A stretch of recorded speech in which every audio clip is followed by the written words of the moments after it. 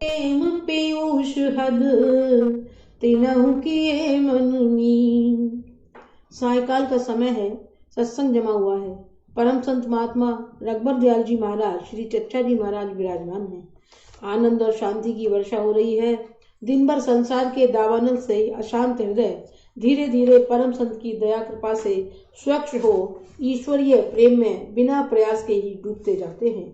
मन की सारी परेशानी, अशांति व बोझ दूर हो जाते हैं और सब कुछ भूलकर मन परमात्मा की याद में डूब जाता है। आधा घंटे में ही सभी भाई समाधि मग्न हो गए हैं। प्रेम, आनंद व शांति का साम्राज्य छाया हुआ है। 1 घंटा आंतरिक सत्संग के बाद परम संत महात्मा रघुबर दयाल जी ने आंखें खोली। धीरे धीरे सभी सचेत होने लगे। श्री चच्चा जी महाराज ने फरमाया, सच्चा व्यवहार वही है जिसमें द्वैत की दुर्गंध न आवे। सच्चा व्यवहार वही है जिसमें द्वैत की दुर्गंध न आवे। कोई प्राणी अपने से गैर अलग न दिख पड़े। दूसरों का काम करते हुए यह बात मन में न आवे कि हम किसी और का काम कर रहे हैं, तब एहसान की चाह भी मिट जाएगी। सब अपना ही काम हो रहा है ऐसा मालूम पड़ेगा। कर्तापने की बुद्धि लुप्त हो जाएगी। जैसे कुदरत के रहते सब काम होते हैं, परंतु उसको इस बात का ज्ञान नहीं होता कि मैं कुछ भलाई कर रही हूँ। उसका तन मन सब ईश्वर में है। उसके हर एक काम से जगत को शांति और सुख प्राप्त होता है, परंतु इसका उसे कुछ अहंकार नहीं। वह अपने को कभी कर्ता मानता ही नहीं, इसलिए उसे कर्मों के दुख सुख से कुछ लगाव भी नहीं होता। फल की आसक्ति उसे छू तक नहीं पाती। वह सदैव निर्मल बना रहता है। यह हालत बहुत दुर्लभ है, परंतु आहार और विहार की शुद्धि से आप ही आप आ जाती है। जो प्राणी इस आशय से कर्म करता है कि दूसरे मेरी प्रशंसा अथवा मेरा एहसान माने, वह मानो राख में आहुति करता है, उसका कुछ फल नहीं है। वह कर्मों के बंधन में पड़ता है जहां से निकलना कठिन होता है। हे ईश्वर, तेरी इच्छा पूर्ण हो, यह प्रार्थना उसके दिल में जारी रहती है। वे भलाई से ना खुश होते हैं, ना बुराई से खिन्न। भगवान को सब कुछ अर्पित कर देते हैं। कुछ लोग भले काम को ईश्वर की ओर से मानते हैं और खुश होते हैं, और बुरे काम अपनी ओर से मानकर खिन्न होते हैं। यह कच्ची हालत है। भक्तजन ऐसा नहीं करते। वह सबका सब अपने मालिक की ओर से समझते हैं और उनके हृदय में हर्ष और ग्लानि कुछ भी नहीं रहती। केवल प्रेमी नित्य का व्यवहार है। यदि कोई यह शंका करे कि जब बुराई से ग्लानि न आवे तब तो सब स्वच्छंद होकर कुकर्म में पड़ जाएंगे, इसमें एक भूल है। जब कोई अवगुण का काम सर्जद हो जाए तो तुरंत ईश्वर को धन्यवाद दें। हे प्रभु, आपने पुराना संस्कार भुगतवाया है। ऐसी भावना आई नहीं कि बुराई गई। धन्य है वह बुराई जो हमें परमात्मा की ओर फेरती है। उसकी कटुता गायब हो गई जिस समय हमें भगवान की सच्ची याद आई। यदि भला काम करने से हमारे भीतर अहंकार उदय होता है और संसार में यश कमाने की खुशी आती है, तो भला काम भक्तजनों की दृष्टि में निंदनीय है, क्योंकि वह हमें भगवान के पाद पद्मों से अलग करता है। वह तो हमारे बंधन के लिए कड़ी जंजीर बन जाता है। भक्तजन जैसे बुराई से बचते हैं, वैसे ही नेक कामों से डरते हैं। उनका जीवन ही ऐसा हो जाता है कि सदैव उनसे संसार का मंगल होता रहता है, परंतु उनको इसकी खबर नहीं। भगवान के भक्तों का दुनिया में होना ही एक बड़ी नियामत है। यह भगवत प्रसाद है। ईश्वर सबका पर्दा रखता है, तुम भी पर्दा रखो। किसी के अवगुण देखने या खोलने का तुम्हें हक नहीं है। यदि किसी सभा में बैठे हो, वहां किसी की बुराइयां सब लोग कर रहे हों और वे ऐसी बातें हों जिनसे कोई इनकार नहीं कर सकता, तुम्हें एक ऐसी बात उसके बारे में मालूम हो जो औरों को नहीं मालूम, यदि वह बुरी बात है तुम वहां ना खोलो, चुप रहो। बुराई बुराई करने से दूर नहीं होती, उससे हृदय की कलुषता बढ़ती है। किसी का कल्याण नहीं होता, तुम भी ईश्वर से दूर हो जाते हो। चाहिए तो यह कि उस बेचारे अपराधी के लिए ईश्वर से प्रार्थना करो और प्रभु जी की माया से डरो। माया के मैदान में पथ राखे भगवान। परम पूजनीय श्री चच्चा जी महाराज ने कुछ सेकंड मौन रहे। उसके बाद आपने आगे फरमाया, मनुष्य अपने ही दुर्गुणों को दूसरों में देखता है। जब कोई किसी बात में कुशल नहीं होता, उसको उसकी पहचान नहीं होती। अवगुण का जान लेना ही प्रकट करता है कि वह उससे परिचित है, नहीं तो कैसे जान पाता। मनुष्य नकल करता है, अपने ही दोष बाहर दूसरों में देखता है। जो मनुष्य अपने दोषों को ताकता रहता है उसे दूसरों के दोषों को जानने का अवसर ही नहीं मिलता। एक परम संत महात्मा ने एक बार कहा, मैं सबसे बड़ा ज्ञानी हूँ क्योंकि मैं अपने दोषों को भली प्रकार जानता हूँ, और मैं ही सबसे बड़ा ज्ञानी भी हूँ कि मैं दूसरों के दोषों को कुछ भी नहीं जानता।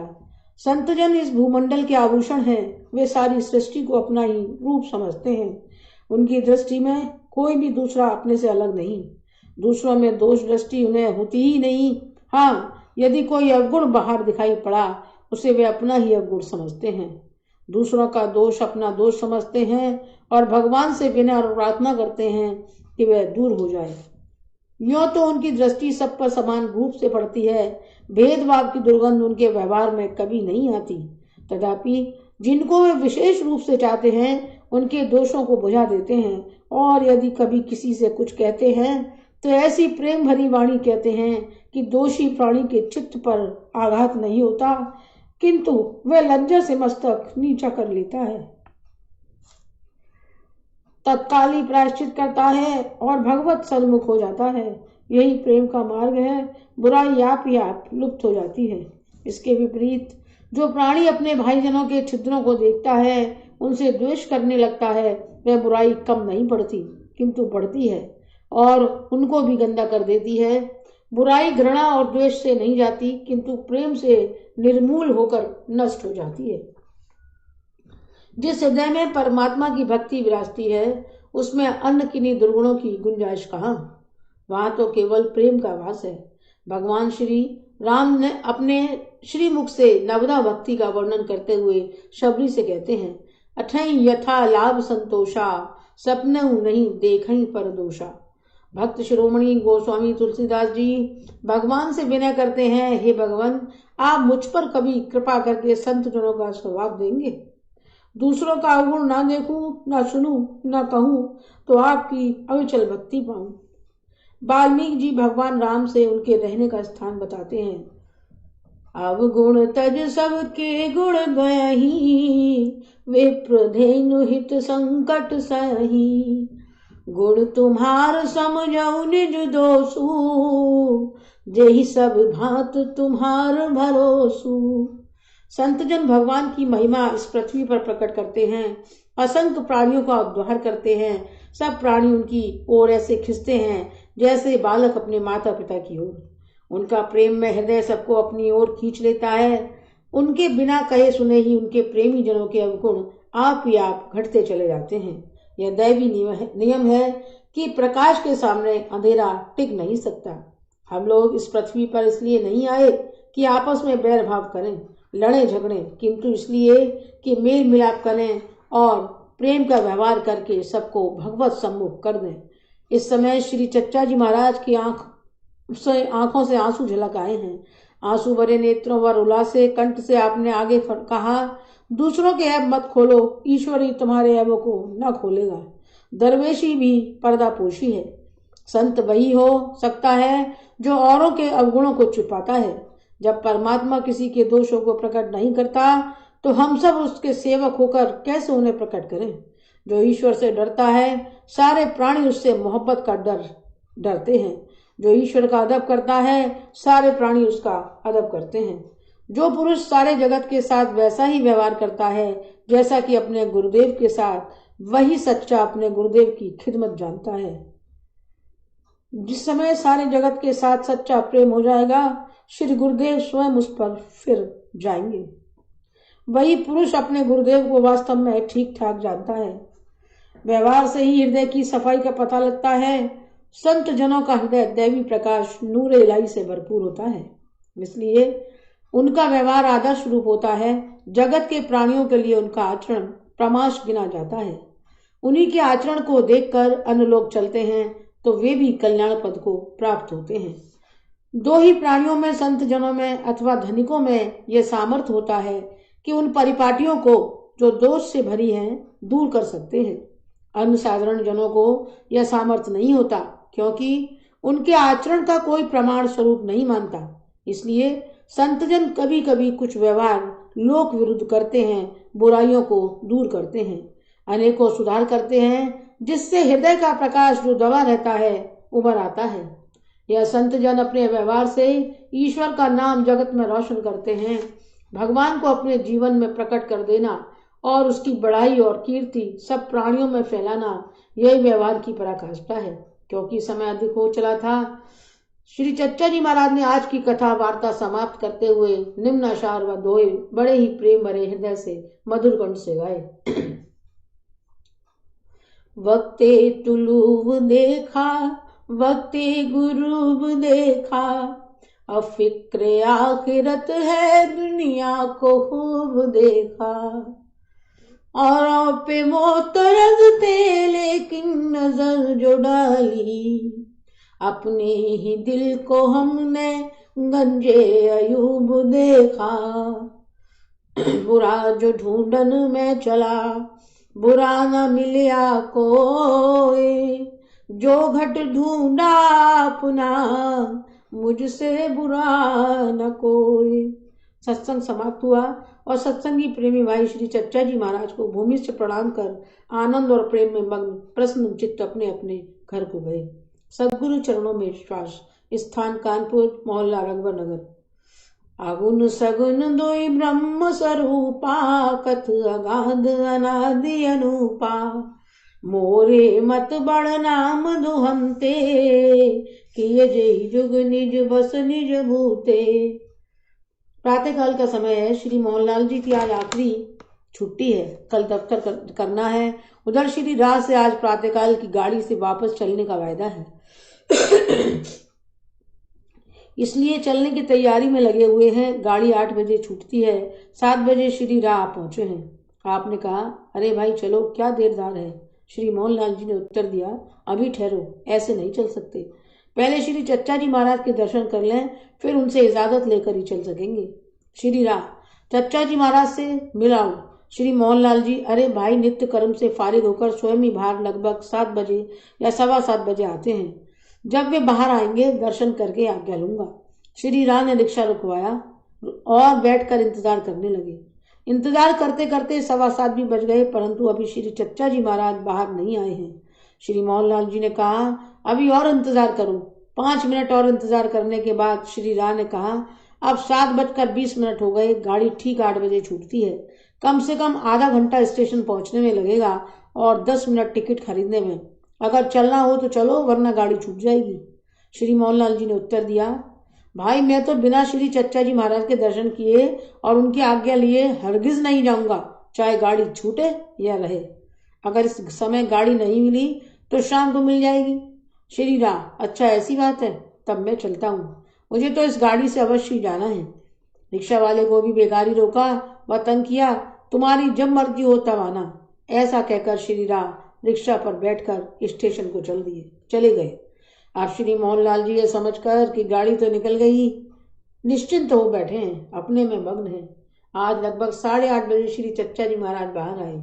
उनके बाहर आने पर श्री मोहनलाल जी ने उनको भूमि से प्रणाम किया और फिर मौन हो ऐसे चुपचाप खड़े हो गए कि कुछ कहना चाहते थे, परंतु संकोचवश कह नहीं पा रहे हैं।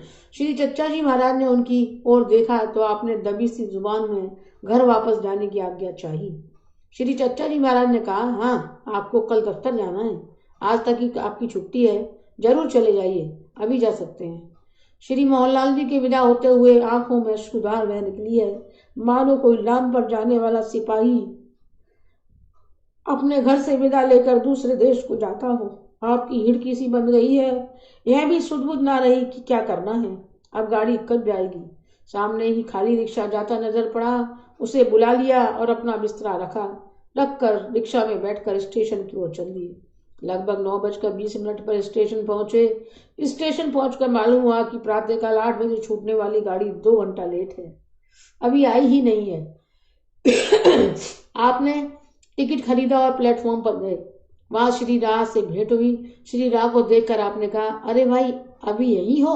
श्री राह ने कहा, आ गए, कब आए। श्री मोहनलाल जी, अभी आया हूँ, टिकट भर खरीदा है। श्री राह, किस समय चले। चच्चा जी महाराज के दर्शन हो गए। श्री मोहनलाल जी, जी हाँ, 8:30 बजे के बाद चला। श्री चच्चा जी महाराज का हुक्म हुआ, अभी जा सकते हो। सामने रिक्शा नजर आया, चल दिया। श्री राम, क्या गाड़ी मिलने की उम्मीद थी? श्री मोहनलाल जी, यह ख्याल तो नहीं था कि यह गाड़ी मिल जाएगी, पर यह विश्वास अवश्य हो गया था कि कोई गाड़ी मिलेगी अवश्य। श्री राम, यह विश्वास कैसे हुआ? श्री मोहनलाल जी, क्योंकि श्री चच्चा जी महाराज ने कहा अभी जा सकते हो, वरना ऐसा ना कहते। श्री राम, अरे तुम जैसे अंधविश्वासियों की नामालूम परमात्मा भी क्यों मदद करता है? परमात्मा भी तुम लोगों से ही डरता है। श्री मोहनलाल जी, विश्वास ही तो असल चीज है, यही तो मुश्किल से पैदा होता है। यह वाकई परमात्मा की असीम दया कृपा से ही मिलता है। इतने में गाड़ी भी आ गई और दोनों सवार होकर अपने अपने बिस्तर खोलकर आराम से बैठे। लगभग 10 बजे गाड़ी चल गई। श्री बृजमोहन वचनामृत परिच्छेद 11, धर्म के नाम पर अत्याचार। स्थान कलकत्ता। उभय अगम जुग सुगम नाम ते, कायहु नाम बड़ ब्रह्म राम ते। व्यापक एक ब्रह्म अविनाशी, सत चेतन घन आनंद राशि। धीरे धीरे समय व्यतीत होता गया, क्योंकि दास अकेला था इसलिए इसका अधिकतर समय दफ्तर में ही लगता था। बाकी समय मित्रों से गपशप में चाहता था। कभी कभी दास मुनीम जी के पास जाकर गद्दी में भी बैठता। रात्रि में 8 बजे के बाद यहाँ पर मारवाड़ी सेठ अक्सर आते रहते थे। उनकी बातचीत सुनने व उनसे वार्तालाप करने का भी अवसर मिलता। इस दास के अनुभव में ऐसा आया कि जितना बड़ा सेठ उतना ही अधिक सादा, नम्र व शीलवान व अपने को हकीर व छोटा समझने वाला पाया। परंतु यह सद्गुण आज जमाने की बदलाव से काफुर होते जा रहे हैं। मुनीम जी अपने सद्व्यवहार व सज्जनता के लिए इस बाड़ी में मशहूर थे। सन 1942 व 43 के बंगाल दुर्भिक्ष में आपने शुदा पीड़ितों की बड़ी सेवा की थी। आपके साथ दूसरे कतिपय स्वयं सेवक भी इस सहायता के शुभ कार्य में लगे हुए थे। उनमें से एक के घर से उसकी माता के बीमार होने का समाचार मिला। मैं पत्र लेकर मुनीम जी के पास आया और घर जाने की इजाजत चाहिए। आपने कहा, यहाँ भी तो तुम्हारी ही माताएं शुदा से प्राण त्याग रही हैं, उनकी सेवा भी तो आवश्यक है। क्या वह तुम्हारी माताएं नहीं हैं? पहले इनके कष्ट निवारण करो, फिर यदि भगवान अवसर दे तो अपनी उस माँ को की भी जाकर सेवा करना। उनके इन वचनों में कितनी हृदय की तड़प थी कि उस स्वयं सेवक पर ऐसा प्रभाव पड़ा कि उसने घर पर जाने का विचार छोड़ दिया। वह तन मन व आत्मा से दुर्भिक्ष से पीड़ित जनता की सेवा में जुट गया। परंतु इस दास का साथ इन मुनीम जी से अधिक न रह पाया, क्योंकि सन 1945 में 2 दिन बीमार रहकर आपने सदा के लिए आंखें मूंद ली। लगभग 1.25 साल के बाद किसी शादी के अवसर पर दास को हसनपुर छुट्टी लेकर आना हुआ, क्योंकि अब हालात लड़ाई के बिल्कुल बदल चुके थे। इसलिए वापसी पर धर्मपत्नी व बच्चे भी साथ कलकत्ता गए। पहले आंदुल में कुछ रोज रहना पड़ा। तत्पश्चात हावड़ा में ईश्वर दत्त लेन में एक मारवाड़ी सेठ की बाड़ी में एक कमरा व एक छोटी सी रसोई किराए पर ले ली थी। यह वह जमाना था कि जब भारतवर्ष में बड़े राजनीतिक परिवर्तनों के सुझाव चल रहे थे। ब्रिटिश कैबिनेट मिशन भारतवर्ष आया। उन्होंने भारतीय नेताओं से बातचीत की और यह बात स्पष्ट कर दी कि थोड़ी गिनती वाली जातियों को भारतवर्ष की स्वतंत्रता के मार्ग में रुकावट नहीं बनने दिया जाएगा। 17 मई 1946 ईस्वी को कैबिनेट ने अपनी सूझों की घोषणा की। मुस्लिम लीग ने कैबिनेट मिशन के निर्णय के विरुद्ध डायरेक्ट एक्शन करने का निश्चय किया। 16 अगस्त 1946 को कलकत्ता में डायरेक्ट एक्शन डे मनाना निश्चित हुआ। आजकल यह दास सीटीओ में इलेक्ट्रिकल सुपरवाइजर मेंटेनेंस लगा हुआ था, इसलिए इंस्ट्रूमेंट रूम का मैकेनिकल स्टाफ इस दास के नीचे ही काम करता था। इन दिनों दास की धर्मपत्नी की तबीयत कुछ खराब चल रही थी। उधर कलकत्ता ट्रेनवे कंपनी तथा बस ट्रांसपोर्ट एसोसिएशन ने पहले से ही इस दिन के लिए अपनी सर्विसेज के बंद रहने की घोषणा कर दी थी। बंगाल में मुस्लिम लीग का प्रांतिक राज्य था। श्री सोहरावर्दी प्रधानमंत्री थे। डायरेक्ट एक्शन डे की तैयारियां बड़े जोरों पर चल रही थी। इस दिन के लिए प्रांतिक छुट्टी मुस्लिम लीग सरकार ने घोषित कर दी थी, परंतु सेंट्रल गवर्नमेंट को कोई छुट्टी नहीं थी।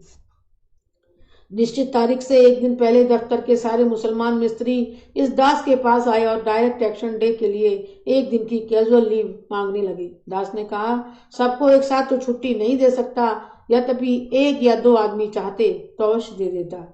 इस पर उन्होंने कहा, नहीं साहब, कल सारे दफ्तर बंद हैं, हम मुसलमान काम पर नहीं आ सकते। आप अगर नहीं दे सकते तो हमें असिस्टेंट इंजीनियर साहब से मिलने की इजाजत दे दीजिए। दास ने कहा, आप लोग बड़े शौक से मिल सकते हैं, परंतु सबको उन्होंने भी छुट्टी नहीं दी। सायंकाल के समय दास भी असिस्टेंट इंजीनियर साहब से मिला और 3 दिन की छुट्टी के लिए प्रार्थना की, क्योंकि घर में तबीयत खराब थी। यही उत्तर मिला कि कल तो अवश्य आइए, क्योंकि बहुत से मिस्त्री छुट्टी चाहते थे। मैंने किसी को नहीं दी है, और आप इलेक्ट्रिकल सुपरवाइजर इंचार्ज मेंटेनेंस हैं, और यह सारे ही मिस्त्री आपके नीचे काम करते हैं। इसलिए भी आपको तथा मुझे तो कल अवश्य ही आना चाहिए। We cannot afford to absent ourselves. कल के बाद आप जितने दिन की भी छुट्टी चाहें चले जाएं। आगे बात करने की गुंजाइश नहीं थी और डायरेक्ट एक्शन वाले दिन दफ्तर आना आवश्यक हो गया। अगले दिन प्रातःकाल 8 बजे ही तैयार होकर यह दफ्तर के लिए निकल पड़ा। किसी भी किस्म की सवारी का नामो निशान भी नहीं था। जगह जगह मुस्लिम लीग के वॉलंटियर्स ट्रकों में भरे झंडा फहराते व झंडे लिए घूमते नजर आ रहे थे। यह दास क्योंकि घर से जल्दी निकल पड़ा था, समय अधिक देखकर कॉटन स्ट्रीट अपने पुराने रहने की जगह की ओर चला गया। जिस कमरे में यह रहा करता था उसे इसने श्री चड्डा जी को दिला दिया था। श्री चड्डा जी दास को देखकर चकित हो गए और पूछने लगे, आज घर से कैसे निकल पड़े? आज का दिन घर से बाहर निकलने का नहीं है। दास ने कहा, दफ्तर की तो छुट्टी नहीं है, दफ्तर तो जाना ही है। चड्डा जी, दफ्तर जाना है आज? किसने कहा? आज तो बहुत बड़ा झगड़ा राइट होने वाला है। दफ्तर जाकर क्या किसी ने अपनी जान गंवानी है? आज भला दफ्तर किसे पहुंचना है? दास ने कहा, आज आप दफ्तर नहीं जाइएगा? इंस्टॉलेशन का काम क्या बंद रहेगा? चड्डा जी, मैं तो हरगिज नहीं जाऊंगा। आज हमारे यहाँ तो कोई आएगा ही नहीं। दास ने कहा, मुझे तो अवश्य जाना है, वायदा कर चुका हूँ। चड्डा जी, अगर ऐसी ही हट है तो फौरन अभी अभी दफ्तर चले जाओ। झगड़ा शुरू होने से पहले पहले दफ्तर पहुंच जाओ, वरना जान जोखिम में मत डालो। यह दास उनको नमस्कार कर मुर्गी हट्टे में से निकलकर दफ्तर जाने लगा। मुर्गी हट्टे में मुस्लिम लीग की तैयारियां देखकर तबीयत को भय मालूम हुआ, परंतु इस दास से किसी ने कुछ कहा नहीं और 9:50 पर यह दफ्तर पहुंच गया। ठीक 10 बजे दफ्तर में समाचार मिला कि झगड़ा शुरू हो गया है। मुसलमानों ने मुर्गी हट्टे में कई हिंदुओं को मार दिया। आधा घंटे के अंदर ही अंदर बहुत से मोहल्लों व स्थानों से मारकाट की खबरें मिलने लगी। दफ्तर में सुबह 7:15 की छुट्टी में 4-6 ही व्यक्ति नजर आते थे। जो मोहल्ले सुरक्षित स्थानों में थे वे लोग तो दफ्तर में अपने अपने स्थानों को चले गए। बाकी सब लोग दफ्तर में ही रह गए। हावड़ा ब्रिज, बड़ा बाजार, मुर्गी हट्टा, चौरंगी तथा समस्त कलकत्ते में खूरेजी की खबरें आने लगी। दास दफ्तर में ही रहा। शाम होते होते दफ्तर के चारों ओर भी छुरेबाजी होती नजर आने लगी। दफ्तर के बाहर ही कई लाशें हो गईं। रात्रि के 8 बजे तक दफ्तर में मिलिट्री का पहरा लग गया। रात्रि में 9 या 10 बजे तक न्यूज एजेंसीज के प्रेस टेलीग्राम आने लगे। इन तारों की खबरों को पढ़कर बदन के रोंगटे खड़े होते थे। हिंदू स्त्रियों व बच्चों को किस दुर्दशा से मारा गया, उनके धड़ व छातियां काटकर उनके बालों से बांधकर छतों में लटका दिया गया। बच्चों को कील ठोककर दीवारों में गाड़ दिया गया। चारों ओर लूटपाट, छुरेबाजी, आग लगाने की खबरों से तारघर भर गया। इन खबरों को सुनकर दास का दिल दहल गया। रात्रि भर इसको नींद न आई। कभी तारघर की छत पर चढ़कर देखता तो चारों ओर से आग लगती हुई दिखाई दे रही थी। स्त्री बच्चों के रोने व बिलखने की दर्दनाक आवाजें साफ सुनाई पड़ रही थी और दिल में दर्द पैदा कर रही थी। रात्रि भर एक अजीब हालत में इसका मन गुजरा और नींद एक क्षण को भी ना पड़ी। प्रातःकाल हुआ तो अधिक मारो काटो के नारे सुनाई पड़े। मनुष्य भुट्टे की तरह काटे जाने लगे। पेटों में छुरियां भोंकी जाने लगी। मनुष्य की चींटी व कीड़े मकोड़ों से अधिक अहमियत नजर नहीं आती थी। जिसने चाहा दूसरे को क्षण भर में मार दिया। चील और गिद्ध जो कभी नजर भी नहीं आते थे, बहुसंख्या में चारों तरफ मंडराते नजर आने लगे। इस खूरेजी की और भी भयानक खबरें मिलने लगी। रात्रि होते होते तो कई प्रेस टेलीग्राम्स की यह खबर थी कि कलकत्ता में 2 दिनों में हिंदुओं की इतनी खूरेजी की गई है जैसी चंगेज खान ने भी अपने जमाने में नहीं की थी। यह भी खबरें मिली कि कई हजार के मुस्लिम लीगियों के गिरोह हिंदू मोहल्लों में जा जाकर लूटपाट व मारकाट कर रहे हैं। यह खबर पाकर इस दास का माथा भी ठनका और उसको घर की चिंता सताने लगी। यद्यपि हम हिंदू मोहल्ले में रहते थे, परंतु फिर भी आसपास में तो मुस्लिम बस्तियां ही हैं ही। दिल में भी ये आया कि चलो घर चले। अगर हमारे मोहल्ले पर भी ऐसा कोई हमला हो गया तो धर्मपत्नी व बच्चों पर क्या बीतेगी।